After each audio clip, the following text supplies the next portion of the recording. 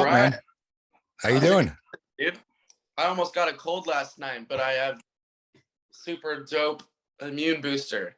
There you go. I woke up today feeling fantastic. Said hell fucking no to that cold. That's great, man. It's this time, this time on Earth in life, where COVID is a thing, and all these things. You can't help but think, do I have COVID? The modern cold, I feel, has completely disappeared. It's not a thing anymore. Is that like, as soon as I'm just COVID? I mean, really? Yeah. So crazy thing, man. I don't think I've ever had it. But I always think I have it. Like every time I cough, I smoke. I'm smoking right now. Yeah. Every time I'm out in public, I'm like, oh my God, these people think I have COVID. Do I have it? Have I had it for like 10 years? I don't even know. Travis Seal, welcome to the Hell Fucking Yeah podcast, man. This is exciting. This is someone your friend Michelle got in touch with me to do this, and yeah, well, thank you for having me. And, yeah, it really only makes sense to me because Chris, who was on the show last night, I believe, great buddy of mine. Oh no shit.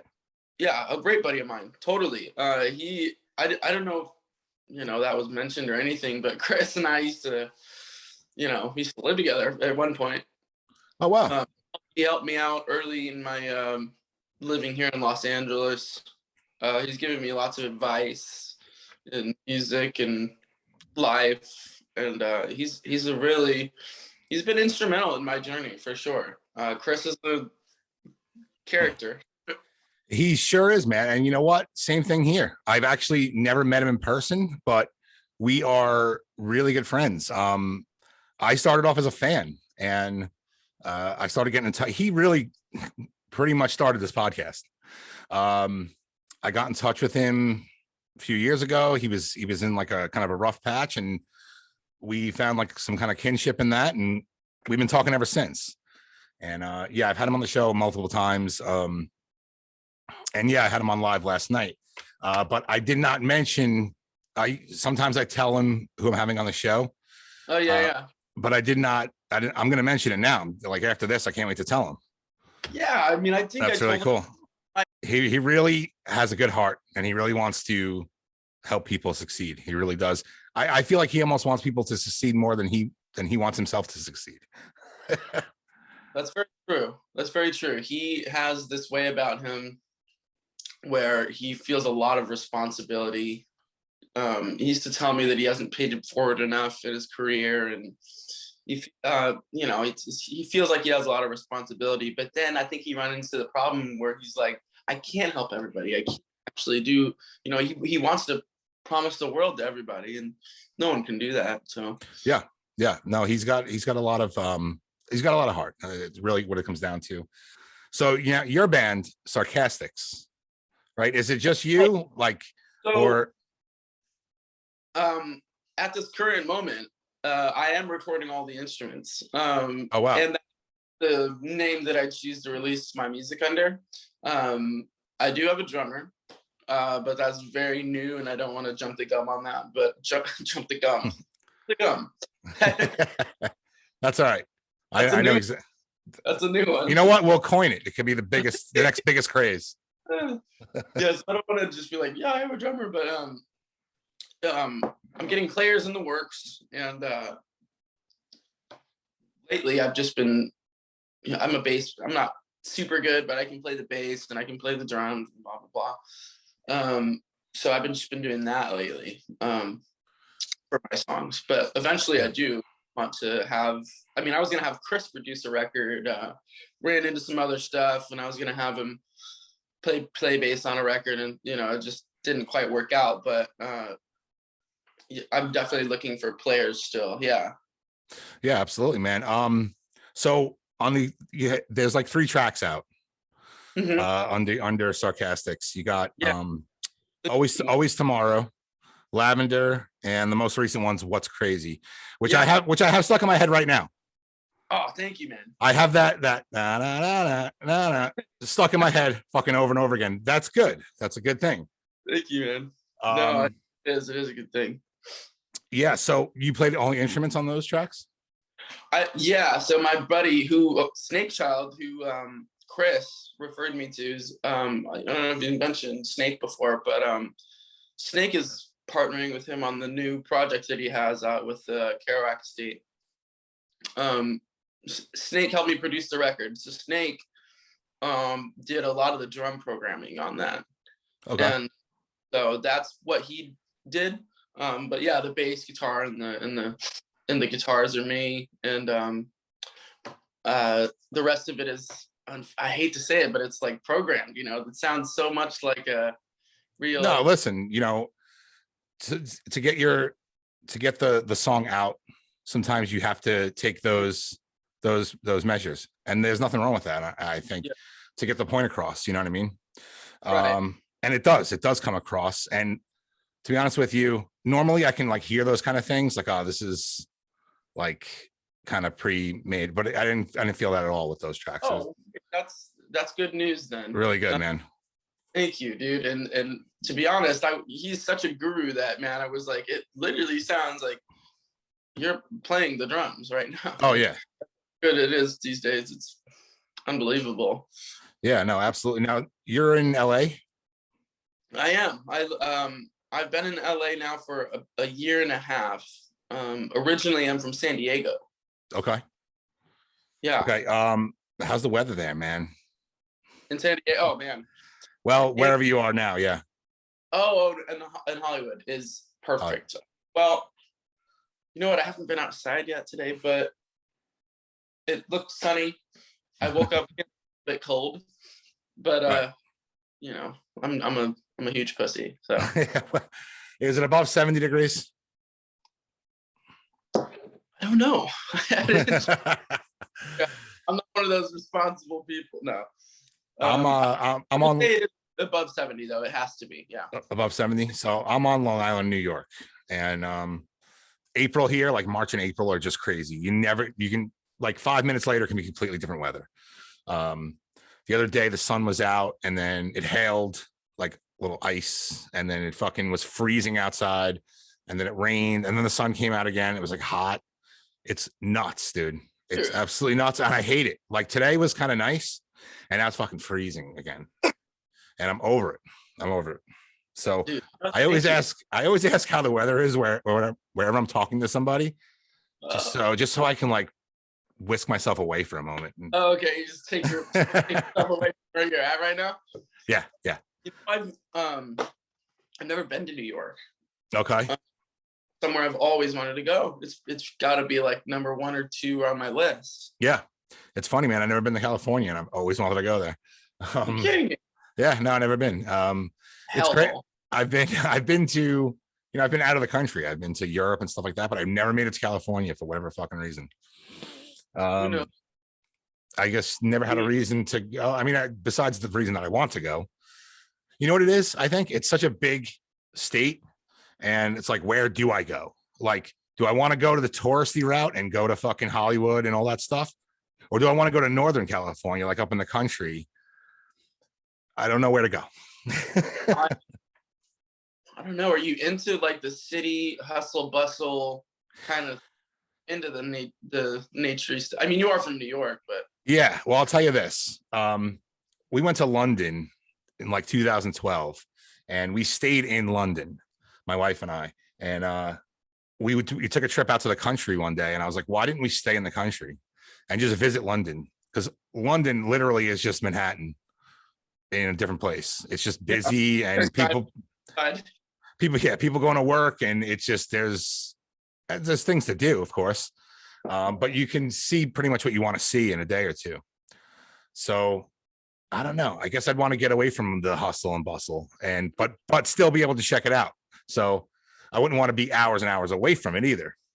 That's my problem. Yeah, I've been all. I mean, I'm from California, so I mean, I've seen almost the whole state. I think my favorite part of California is Santa Cruz that I've been, because Santa Cruz, you're in the woods, in the deep woods. And then if you want to say, let's go to the bar, the downtown is 10-15 minutes away. It's awesome. Really cool. See, that would work for me. So that's Yeah. I'm gonna keep that as a mental note right there, Santa Cruz. And I've always liked the Santa Cruz like skateboard company. So that'll work. Right. Everybody knows Santa Cruz, but you could be like hugging a redwood and then go surfing in like minutes, dude. That's really cool. That's really cool. That's what I love about it. So how old are you? 24. 24? Right. When did you start making music? Oh, I first like picked up a guitar when I was 8. Okay. A long time ago. I mean, it's not like I was like a child prodigy or anything, but that's when I first started playing. And I would say I got serious about music when I was like probably 17. I said, okay, this is it. I'm gonna do it. And then I went to college, dropped out. Here we kind of are. Yeah. Well, that seems to be the way to go. You gotta do the college dropout. It's almost like a rites of passage, you know. Did you grow up in a musical household? Yeah. My father, he was in a band in the 90s. He was a bass player. Nice. And he, they almost got big, but like the singer, like didn't want to cut this song so that it could fit to radio or something like that. It was just like this whole bitter like thing. So my father started up this successful painting business instead. Yeah. But he was a left-hander and I'm a left-hander. And he played the bass left-handed. So when I wanted to play, I was very lucky because most kids that happen to turn out lefty, or they don't get that. They end up having to try to learn on a righty, and they're like, why do I hate this so much? This is so hard. But my dad already knew. He already had been through all of that, like trauma that you go through, because he grew up in the 70s where left-handed guitars didn't exist. And so his older brother who played guitar was like, yeah, just learn right-handed, you're fine, don't worry. So I was lucky, man. He bought me my first left-handed guitar when I was like 8, I want to say, and off I took. That's crazy. I never thought about that. Like, so that didn't exist back then, where like left-handed guitar. So if you were left-handed, you were just kind of fucked. If you wanted to play the guitar. That's why everybody talks about Hendrix flipping his strings around or whatever. Mm-hmm. They didn't exist. Paul McCartney, that left-handed bass that he plays, it's flipped. It's like, it's not.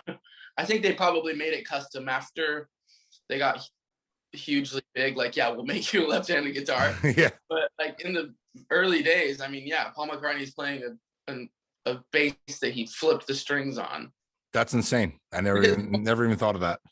I know, it's really something that it's kind of like, okay, suck it up. It's not like real oppression, but it's really like feels like it's oppression if you want to be a guitar player and you're left-handed. It's definitely oppression. Yeah. So yeah, I mentioned the songs before. Lavender. I feel like you're like channeling Billy Corgan on that track. Was that intentional at all? Because I hear the voice a lot in that one. Wow, it's really fascinating to hear, because I like them totally, but no, certainly not intentional. But I think there's someone else that has mentioned that before. Wow. So I wonder. I mean, I love when people say this, because it makes me feel like I might have tapped into something unintentionally. Yeah. Like you give me like this vibe. It's like, well, wow, I really, listen to them all that much. I mean, thank you. That's really fascinating to hear. Yeah, no, definitely. And you know what? So who are some of your biggest influences, like vocally though? Paul McCartney is probably one of my number ones. Okay. Just because I have like a higher range, and so did he. And so when I started getting super into the Beatles, when I was, as far back as I can remember. But when I was like 14, I was like, I'm gonna actually try to like start singing. And Paul had all those high notes, and so I would say that was maybe the beginning. And then I heard Stevie Wonder and Smokey Robinson, people like that. It made me really want to push myself. So as far as vocally, those guys are probably like the gods. Yeah, I definitely hear like a classic rock tone to your voice too. Like I don't know the guy's name, but I know the band. Black Crowes, the lead guy. Oh yeah, what the hell is his name? I don't know his name, but on the I'm sorry, the Always Tomorrow track, you kind of hitting that one for me. That's what I heard. I think he's great, and I don't remember his name. Chris Robinson. Okay, now I thought I was gonna be like, oh, I should have known, but I've never heard that name in my life. Chris, I've never heard it in my life. Why is that one of the guys that didn't get like for name famous or something? Like, it's weird because they're huge. That's true. That's a good point. Like Black Crowes is kind of a household name, yet nobody knows who the fuck the people are in the band. It's not like Paul McCartney and John Lennon and Ringo Starr. Yeah, like Lane, Scott Weiland, fucking obviously Kurt Cobain. It's like we know all these grunge guys, or I guess they weren't in with that with grunge and stuff. So they just they always had like sort of I don't know if they ever got past that cult following. They're Black Crowes. They got big. They've got like 1 or 2 Billboard hits or something. I could be wrong, but I feel like they always had that like just kind of cult fan base. Yeah, absolutely. I don't think they ever. Yeah, they definitely have whatever that Angel Talks to Angels. Yeah. That's a huge song. Everyone knows that one. But I guarantee you, most people don't even know who the band is. Yeah. You know what I mean? Because I think the name kind of just got lost. Like that, I never thought of that. Like, and I think, Lane Staley, Kurt Cobain, and Scott Weiland, they were so charismatic. They were also severe drug addicts, but they were always in the news. They were always being talked about. Well, these guys just kind of make music and they don't really bother with the limelight. So maybe that's why too. And they're kind of maybe good old boys, they're angels, but probably weren't, making with their behavior or whatever. Right. Any full length or EPs coming out anytime soon? Absolutely. So I would say all 3 of those are going to be included on it. I wish I could give like an actual date or something, but an EP I think will be my next move. Yeah. Because I just like to have that body of work. Yeah. A lot of people say like it's pointless these days to do something like that, but I don't know. I disagree. Like as much as it's a great idea to keep on doing singles and singles and singles until people want an album. Yeah. That's good. I personally, I think putting out an album right off the bat is a bad move. Yeah. Oh yeah. I think you need to build it up a little bit. I mean, an album is a lot of work. Like to make a really solid album from start to finish. It's not just throwing a bunch of songs together. That's called a mixtape. An album has a theme and a kind of a constant flow. And I think it takes experience to get to that. You know what I mean? Like years and years of experience. So I love when bands put out a single and an EP. It's like, give me an idea of what I'm going to expect rather than just try. Don't get me wrong. It's happened before. People have put out albums and they're amazing. They put out their first album and it's like, holy shit. Yeah. Like Weezer, I think for the Blue album, I'm pretty sure that was the first thing they put out and it was pretty much mind blowing, right? But that's fucking rare. That's rare, and it's also those days gone because people don't buy records anymore, obviously, and I do, but I do too. I like supporting. I love buying the vinyl. I'll pay $30 for a vinyl if it's good. 100%. I'll buy the cassette. I don't care. I don't even have a tape player, but I'll buy it just because it looks cool, right? You know what I mean? I like to support independent artists because people don't realize that most people self-release now, I would say. I mean, yeah, the shit you hear on the radio, of course, that's, you know, whatever fucking music groups are even, whatever big labels are really even left. A lot of those are self-released too. I mean, yeah, it's true, man. Dude, people make TikTok fucking videos and become superstars. It's insane. Yeah. But I don't feel like, see, I feel like there's a ton of good music out there, but you got to find it. And every now and then something just kind of hits. Like, I feel like it's luck of the draw. It's a combination of talent and luck. Yeah. To get out there. You know, you have the talent. Now, how do you get seen? That's what really interests me. Like, I feel like there's kind of cheap thrill ways to do it, like as far as like TikTok goes and stuff like that.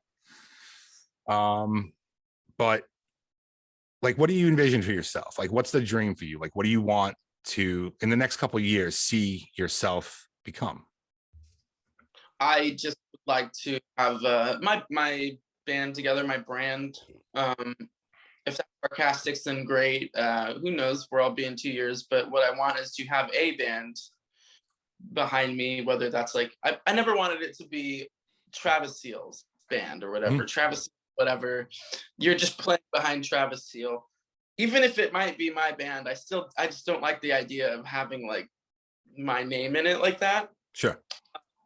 Even though I will go by my name, it's just anyway, I would like to have a band together. I would like to have enough fans, say 1,000, that can fill a room and stream the tracks, and hopefully from there it would snowball.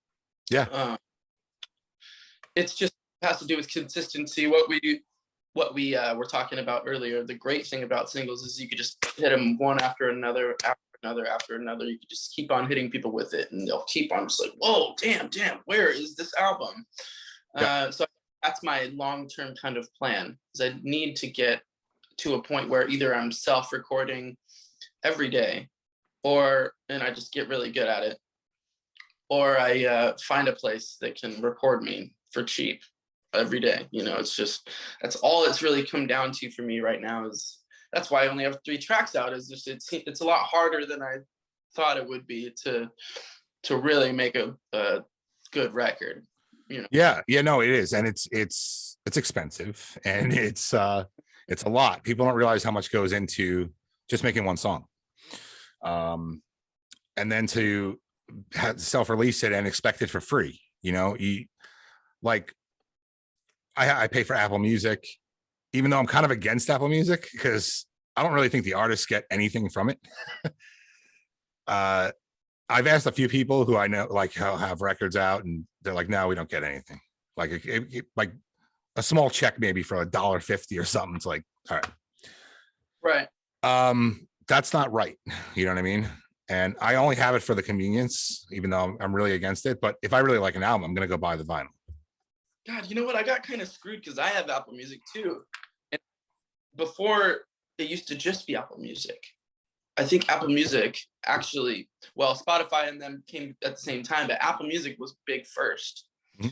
Like, because iTunes had gone to streaming. So that was like the huge thing. Yeah. So I started collecting all this music on Apple Music, just collecting, you know, putting it on my phone. And now I would much rather have Spotify. Mm-hmm. It's more socially, you know, adapted. It's got all these cool features, but I'm not going to not have Apple Music where I'm not going to recollect all this music, right? So I'm not for both of them. I'm screaming. And I honestly hated buying digital. Like there was a point in time where vinyl hasn't really made a resurgence yet, and CDs were kind of dying off, and everything was like digital music. And I hated that time. I was like, I don't want to spend $15 on a digital CD or digital MP3. I don't want that. That's stupid. Like, give me the physical copy, or just give me the physical copy. That's it. Something. And I loved owning. I still have a ton of booklets from CDs, like the inner liner notes, whatever you want to call them. They'll have like little booklets, little biography in there, all that cool shit, man. There's none of that. I don't know why they don't just incorporate it onto their own system. I mean, they have that thing where if you on Apple Music, where if you go to the album, they like talk about it at the top. They have like a description of it, which is cool. I mean, I guess they kind of made an effort there, but like, where is the like interactivity? Tangible, like like the tangible like aspect of it. Like, I'm a real nerd. Like, I want to know sometimes who played like the bass on this song or something. Yep. And this has been something that people have talked about for a while, is like, why? Because there's something called All Music, I think it's called, where you can find literally anything you want in terms of who played, sang, wrote this song. So it'd be easy for them to just kind of, maybe it wouldn't be easy, I'm probably just being an asshole, but I feel like it would be easy for them to just get that information into their system. Yeah, no, I totally agree, man. Yeah, I don't know, pay All Music a couple bucks, and in part it would do the music nerd a huge solid, you know? Yeah, absolutely. No, and I totally agree. And that's what I love about records so much. And a lot of people ask, or they say, like, isn't it annoying, you know, especially like a double LP with 10 songs, you got to get up 4 times to switch it over. And I'm like, no, like it's part of it. I'm not skipping any songs, listening to the whole thing front to back. I'm reading the fucking book while I'm listening to it. It's an it's an event. Yeah. It's absolutely an event rather than just some kind of like disposable bullshit on in the background.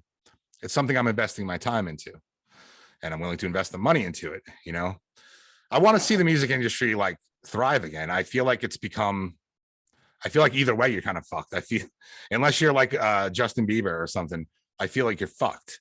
If you're huge, you're not making a lot of money. You got to tour. You got to tour, sell merchandise, blah blah blah.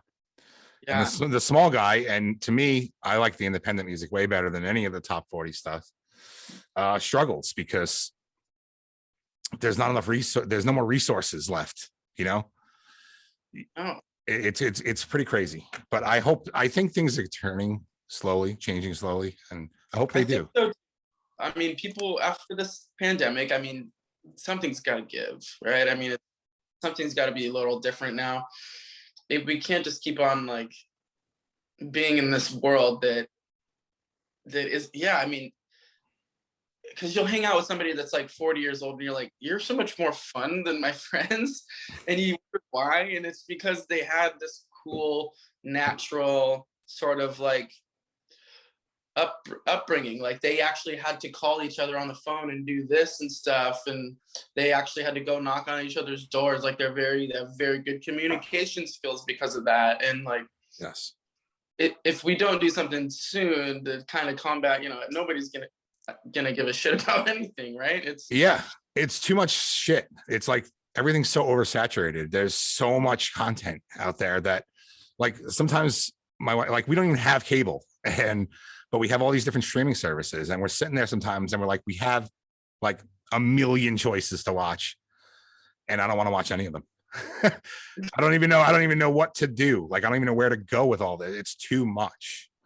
So I tend to kind of like back up from things like that and take a breath and like go find some stuff on my own. Like take an hour out and, you know, scroll through the internet and find some cool music that no one's ever heard, or like a documentary that no one's ever seen or something like that. Cause I just can't deal with it sometimes. Too much shit.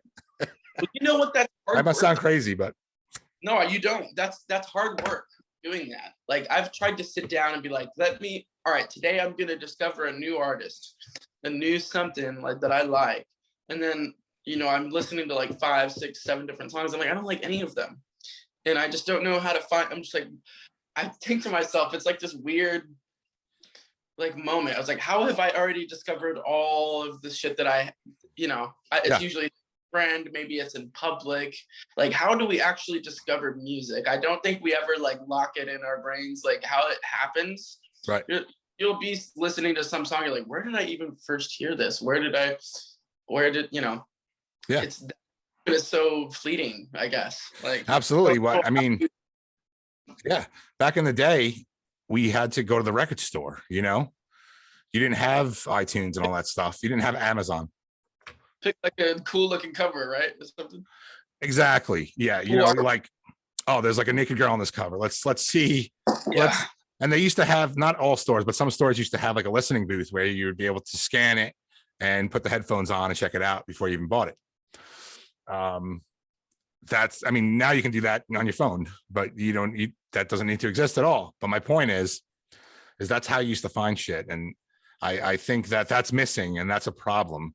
And there's too many things to go through now. It's like, that's one of the coolest things about doing this is I get to meet so many different people from all different genres of music. And I don't just do music on here. I do other, you know, I have actors and things like that. I find out so many things that I never even knew I would like, you know, like I never really liked country music until I started getting some of like these more like indie kind of country folky groups on, and I got into it, you know. So it's cool to it's one of my favorite things about doing this. Dude, before you go on, I just wanted to I just remembered that I think of the best creation that like mankind has had to offer, contrary to what we were just talking about, how it's shit, is the SHAZAM app. Yeah. Best thing, like best technology I can imagine, and it's used for like the best thing ever. I couldn't agree with you anymore. Like that app has gotten me, you know, like when you're watching a movie or something and you like, oh man, that song is awesome. Yeah. And then you got to go find who it is. So you got to like fast forward through the credits and you're like, it could be that song. I don't know. There's like 20 songs here. So much, dude. Oh my God. Even me, I've been through that, you know, it hasn't been that long. It's crazy. I mean, I found some of my like favorite songs of life with that fucking app. Me too. Without a doubt. Dude, it's crazy. That's the one thing I can say confidently is like, all right, that's killing it. Modernity is killing it in that regard. Yeah. There's one of my favorite songs recently. It played at the end of the movie Clerks. Okay. You know Clerks? Of course. Okay, cool. The first one? The song, but it's by Soul Asylum. Yes. They made it for specifically the movie. And luckily, you know, it said right at the top, like, this is by Soul Asylum, so I didn't have to dig, but like, you know, I've discovered some of my favorite songs off of soundtracks in public, at work. It's a beautiful thing. So I guess that's my favorite way to discover music is when I'm just hearing it out loud before I had to ask, like, hey, do you know who this is by chance? No? All right, sorry. Right. Absolutely, man. I still use that app all the time, you know, like I was just sitting on the couch and like, oh, I like this. And you know, you just grab your phone. It's the best. I definitely agree with that. As a matter of fact, I take it for granted, I think. Absolutely. It doesn't work. Like it can do classical music too. So if you thought, oh, it's because of the lyrics, no, it's literally it knows the notes, it knows intervals and stuff. It's even deep. It could tell you like Beethoven's ninth or whatever. It's how. Yeah, the intelligence behind that is just mind-blowing. It really is. So this is going to lead up to my next question, actually. Do you think self-releasing is effective? Oh, absolutely. Yeah. I mean, I need to get a lot better at it. The marketing, aspect and everything, because you have to get good at a lot more than just writing songs, as everybody knows. Self-releasing is very important, but I would not knock the help of like an indie label. Sure. The one that Chris is on. Sure. Oh yeah, absolutely. NC or however you say it. However, but that's like an even smaller label than I mean, he's been on Atlantic and crazy shit, but that proved to not. So self-release, Chris is at the point. I can self to Chris a lot because I like to kind of use him as a model, right? Yeah. But so he kind of is self-releasing, right? Mm-hmm. But it's technically, with some support. some obvious support. I mean, I was just visiting him in the studio actually, and he's got these heavy hitters in there. He was in the studio for like a month straight. He probably talked to you about it. Yeah, I've heard the songs, and they're unreal. Great fucking songs, man. It took me back to his Lesser Oceans album. Yes, it's a little more upbeat. I got a new wave vibe from it, like Cure vibe from it for sure. Absolutely. So I was very pleased, and I got to go sit in, and Chris is an absolute monster in the studio. Sometimes when he's sitting just playing, he could like take it, and he really just puts his mind to it. Yeah, like, he can write a song in his sleep. Yeah. He's unreal. I had him write me a song once as like kind of a joke, and he did it. I swear he did it in like a minute, and it was amazing. Wait, say that again. So I do it on the show. I do the show with my wife, and we made a joke that there's holidays have songs like Happy Birthday and Merry Christmas and all that stuff. I was like, but there's no Arbor Day song, so I had him write an Arbor Day anthem. And he did it in like a minute, and it's like the best song ever. Dude, he had a friend who's this isn't funny at all. He had a friend whose dog died, and they called him and like told him about it, or somebody told him about it. He's like, could you maybe like write a song for my girlfriend? She's really upset or something. And he did, and he was like, wow, that was actually a super beautiful song. I didn't even think. He literally sat down and wrote it in like 2 minutes. This is when we were living together. I was just like, God damn, dude. Yeah, no, he's crazy like that. He's a natural born talent, just natural born talent. And he has more face tattoos than anybody I know. Yeah. And he did it way before it was cool. He did it before Post Malone and Little Xan and all those people, Little Peep, all those people. Mentally ill. He's not a follower. No, not one bit.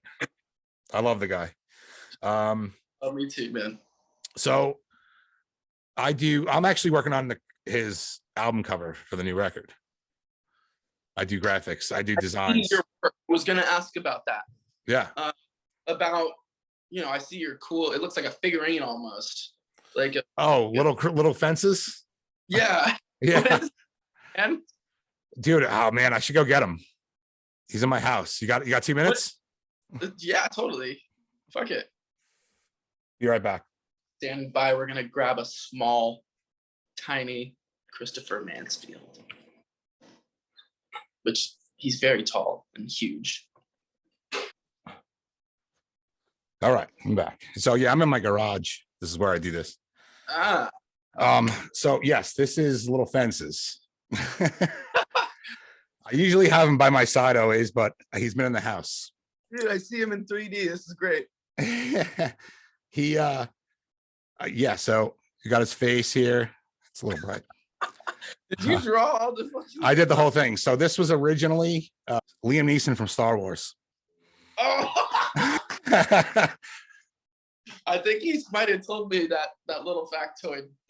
I went through I have this store by my house. They just have a bunch of like retro action figures and toys and stuff like that.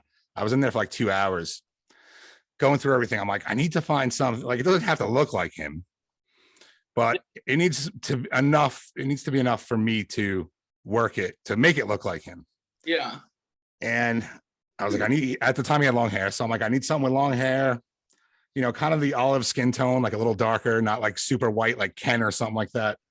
And so now he had like, if you lift these pant legs up, so these are the pants that it came with. Dude, those are exactly the pants that he wears. Yeah. And if you lift the pant legs up, they're kind of like sci-fi boots, but if you put them down, they're cowboy boots. Oh my God. You can't even tell. That's so ridiculous. So I didn't have a shirt though, because the shirt, he was wearing like I don't know whatever he wears in the movie, like a robe, kind of like long thing. I'm like, that's not going to work. So I don't know, dude. I went on eBay and I typed in like 10-inch doll t-shirt and I found this white shirt. It was like $10. I'm like, perfect. Dude. And then this cowboy hat's a party favor. like, you know, if people are having like a cowboy themed party, you would buy a bunch of these little cowboy hats. His head from Toy Story. Yes, exactly. So now I went through, like, I had to buy, like, I was buying them online because there's no like little cowboy hat stores around me. I don't know about you. But even the craft store is hard to find like shit like that.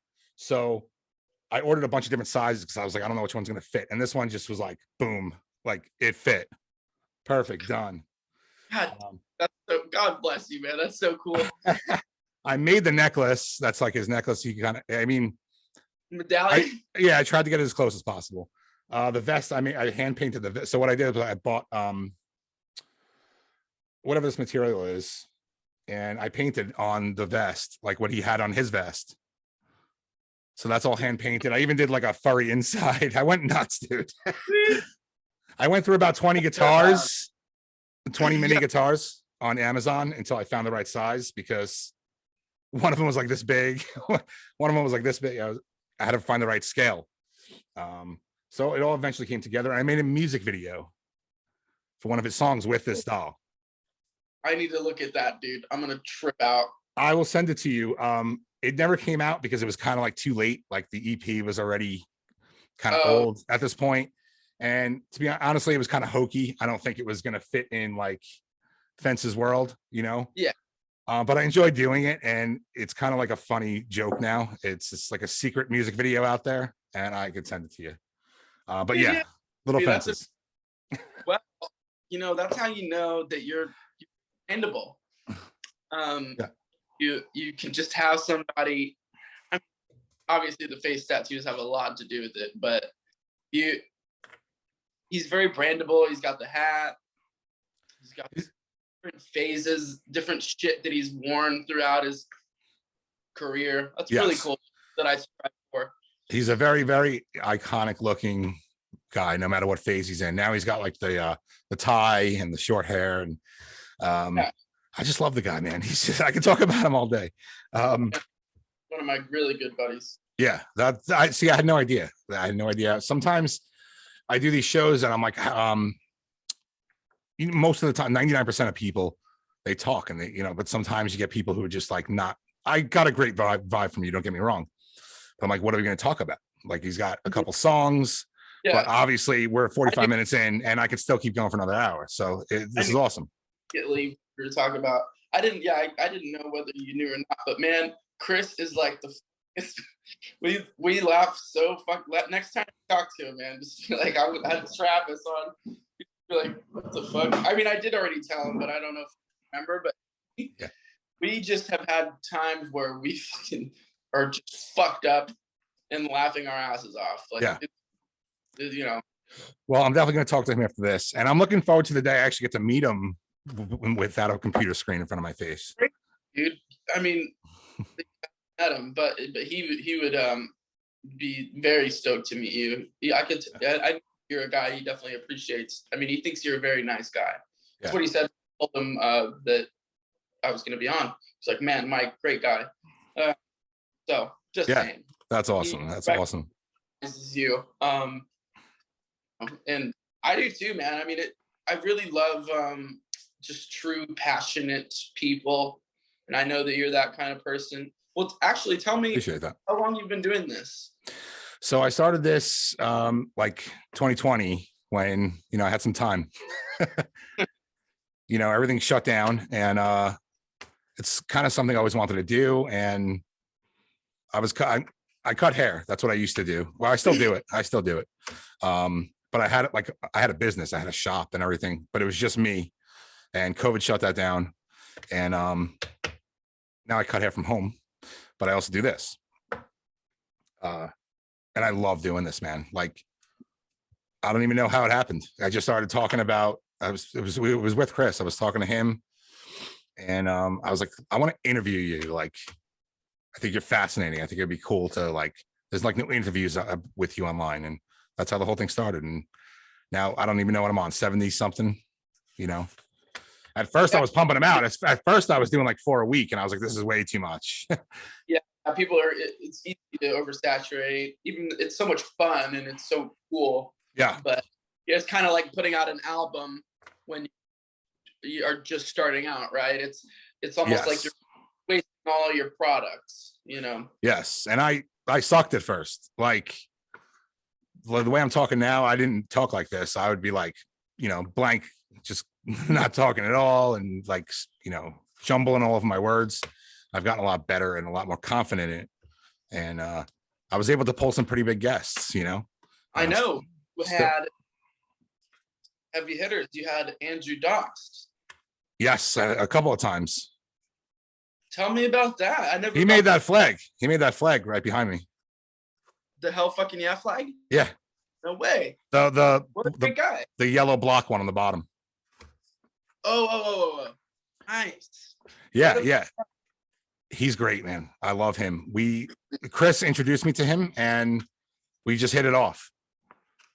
We did a couple episodes. I actually just had him on live about a month and a half ago. He's awesome. He's one of my, I keep in touch with him all the time. He's one of my favorites. Seems like a really guy, and he lives in so nice. Michigan. He doesn't live around here. He lives in Michigan. Yep. Yeah. Another person I never met, but I like talk to all the time. It must be a weird feeling. It is like it's frustrating in a way. In some kind of weird way. Like I love having these people in my life, but I feel like they're not there or something, or it's like a simulation or something. It's weird. They're not, right? It's like, am I crazy? Yeah. So Team Rock or Team Smith? Oh, great. Thank you. That's what we were talking. We should have just talking about this the whole fucking time. Dude, I've been talking about it all week with everybody, like every show I'm on, and I'm just I need to hear everyone's perspective on it because I think it's nuts. I would love to get it. I mean, I think anybody that is Team Smith is fucked in the head. Fair. Come on, man. I mean, the joke, yeah, maybe it's a little dirty. It's not dirty. It's actually very lighthearted. But, you know, it was, and the fact that he laughed, my least favorite part, the reason I'm super duper not pro Smith is the fact that he laughed at the joke. He laughed. He's sitting there rolling his eyes, and he's kind of laughing pretty hard, actually. Right. Then he walks up there and slaps him. So that just tells you, like, no, he knows that he respects the comedic art. He knew the joke was funny. Still walked up there and slapped him. Yeah. I think this is a piece of trash. I mean, yeah. A lot of people are. A lot of people are pieces of shit. The street doesn't mean that I don't love their work. And I'm gonna watch the next Will Smith movie. I mean, he's not canceled from my world, but I was kind of like, wow. All right. It's disappointing. I saw it live because we watch it every year. We like to watch the movies and guess who's gonna win and all that stuff. And usually it's pretty fucking boring, right? It's the Oscars, whatever. But this was not boring, man. It was like to me, it was like watching NASCAR, which I find really boring. Just cars driving in circles until one of them flips over and explodes. Yeah. Not that I want anyone to get hurt or explode or anything like that. Yeah. But that's what I'm comparing it to as far as where the fuck did that come from? Holy shit. Yeah, dude. I mean, it didn't, none of it really added up to me. Yeah, he was laughing. Was he laughing like keep talking or I'm gonna kill you laugh? Ha ha ha. Yeah. I mean, it didn't look like that. It looked like he was genuinely laughing. Yeah, it did. And yes, she was rolling her eyes, and maybe he glanced over at her and saw she was pissed off, and that's what set him off. But the way he reacted in such a fast manner on national television to a fellow, person in his industry is just crazy. It's crazy. I had to snap to say oh, yep, I'm gonna go up and slap him now on the most viewed night in human history. Yeah. And there's the other side of it where people are saying it's set up. And, I mean, the way he reacted afterwards, the way he was yelling did not seem set up at all. That would have been even better acting than he did in King Richard. Right. There's no way. And here's my defense against people who are saying that is that I love Chris Rock. I think he's a great comedian, but he's a shit actor. and he was not acting. No, thank you. That's what you need better. He was genuinely surprised. Yeah. Oh yeah. Yeah. He was. So Anyone with half a brain would tell you that's just people trying to find something to fucking grab onto. I will say though, it does seem like the perfect fucking thing to get people, it's like the biggest thing to happen in like 10 years. Yeah. So I will say, like, yeah, it is one of those things where Hollywood probably would do some shit like that to get people talking, but like it's just so, like you said, I mean, there's no way. Yeah, I mean, so Chris Rock's on tour, right? He's on like stand-up tour, and his ticket prices went through the roof. Like $1,000. Yeah, and they're sold out, and he's like now talking about this whole experience going around the country. So of course there's this little part of me, maybe very minute, but it could have been a publicity stunt. People do know how to manipulate things to get what they want. You know what I mean? I don't think so. I really don't, but I can't help but think a little bit, just a little bit. But when Chris Rock voluntarily gets slapped on national television with fucking a billion people watching, just I mean, sell a few more tickets. His tickets went from $30 to $300 overnight. So I would take a slap in the face on national television for it. I'm to think of it, I probably would. The only bad part of it is they got that picture where he's like, yes, that's the only bad part about it. He's got a really bad face. The slap itself looked very strange. The way the arch of the arm and the way it all looked very strange to me. Yeah. But at the same time, the whole trick where you hit yourself. Yeah. Yeah. No, it's a fake slap. It's like you hit your arm or something. Yes.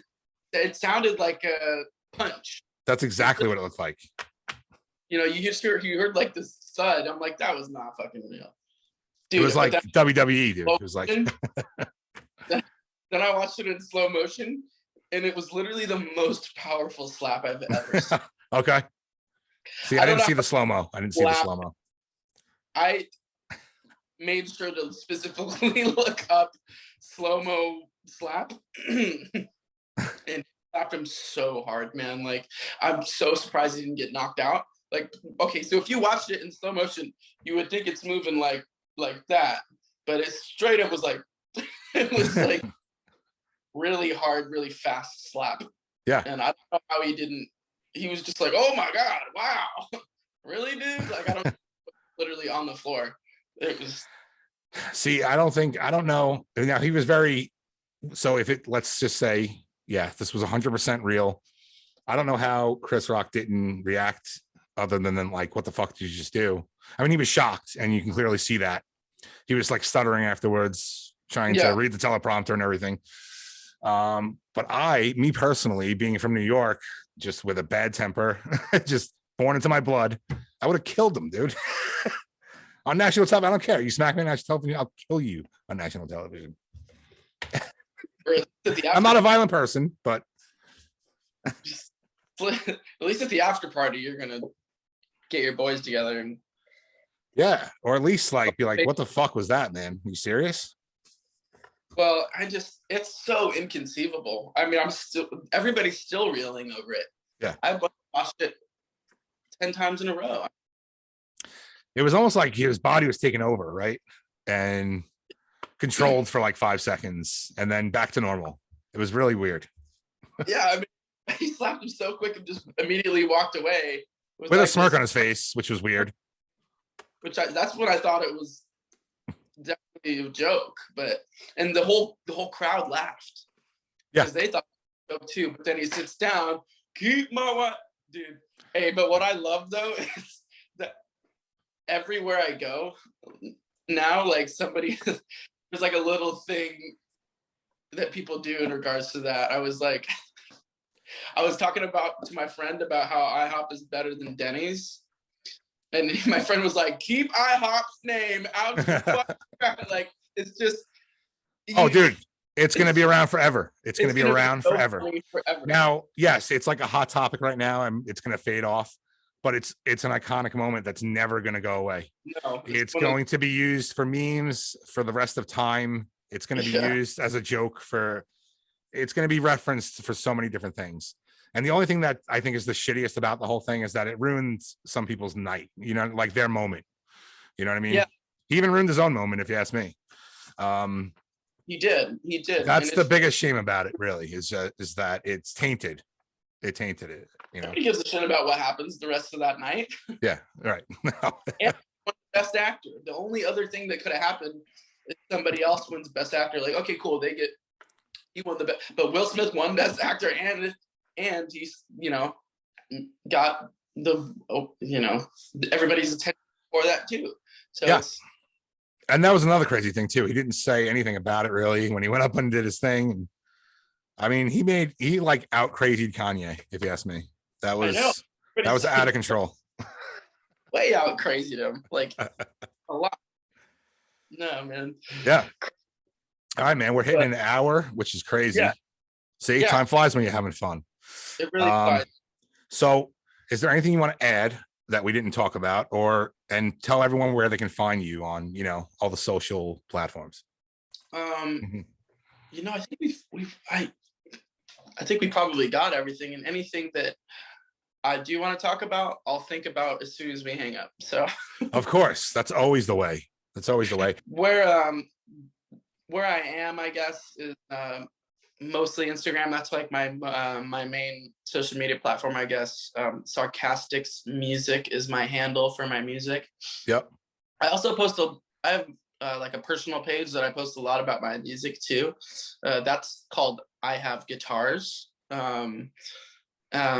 What else? Oh, if you go on Spotify and you look up Sarcastics, that's where all my music will be. Yep. Some asshole named Sarcastic Sounds that might be at the top, but I'll be second. Okay. Okay. Sarcastic Sound. He's probably a super nice kid. No, fuck him. I'm gonna go fuck him now. Go to the second one down. Not Sarcastic Sounds. Sarcastics. Plural. Yep. And basically that's it. And just please be on the lookout for some new singles. And thank you for listening. Yeah, absolutely. You know what? Go listen to what's crazy. That one gets stuck in your head. Thank you. Yeah. Real quick. Forgot to plug my song. Yeah, I released it a couple months ago. It's probably it's the song that I worked the hardest on. It's the one out right now that I'm the most proud of. So I would really love for you guys to check that out if you get a chance. Absolutely, man. Well, I can't wait to see where you go, man. And we'll do this again. Next time you got something out, like you put out an EP or something, we'll do this. Absolutely. I had a nice time, man. You're great, man. Well, that's my next question. And I ask everybody, on a scale from 1 to hell fucking yeah, how much did you enjoy being here today? Hell fucking yeah. Awesome, man. That was a great one. Yeah, hell yeah. That's why I asked that question, because I want everyone to say it. And some people just say it, they're like, oh yeah, hell fucking yeah. I'm like, no, fucking say it, because now you're endorsing me, and that's the point. Like when I put a little compilation video together or something, like you're gonna be boring. You're gonna be like, hell fucking yeah. Well, but you just did it great. I'm gonna my James Hetfield. No, listen to the podcast. I mean, you already are if you're fucking listening to this, but it's great. I mean, thanks for being here, man. I really appreciate it. Really appreciate it. It's honestly a dream of mine to be on a podcast. So that's awesome. Well, I want to make dreams happen. That's what I want to do here. Thank you a million, bro. Thank you, man. Travis, it was great meeting you, and we'll be in touch. Yes, we will. Take care, man. Hell fucking yeah.